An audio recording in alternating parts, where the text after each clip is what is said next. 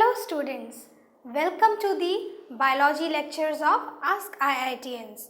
My name is Nishtha Gupta and I am a biology faculty at Ask IITians. Today we are going to take the chapter body fluids and circulation. So have you ever thought that how various body fluids are circulated in the body? And have you ever thought that how various substances are being circulated to various parts of the body? I hope you will be able to understand all these concepts with the help of this video. Body fluids and circulation. Let's begin with the introduction of this chapter. Circulatory system is concerned with what? With the circulation of body fluids. To distribute what? To distribute various substances to various body parts. You can see in this diagram how various substances and body fluids are transported, are circulated with the help of various organs. What are the functions of circulatory system?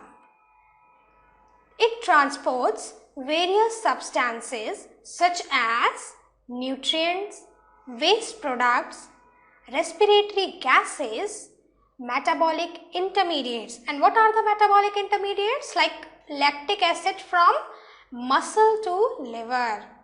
Also vitamins and hormones. Regulation of body pH by means of buffer, body temperature, homeostasis and water balance.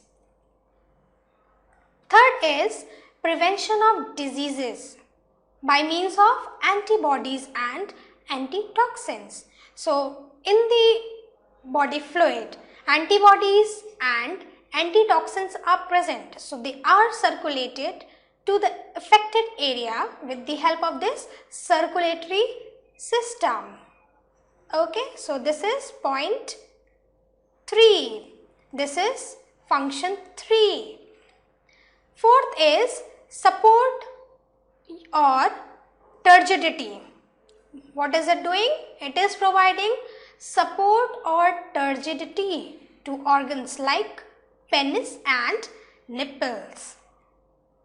Now, in this chapter, we are going to discuss blood components, blood groups, coagulation of blood, human circulatory system, cardiac cycle and ECG.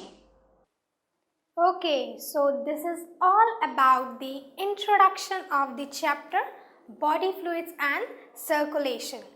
Now, moving on to the next part, that is blood components. So just switch on to the next video for understanding the concept of blood components.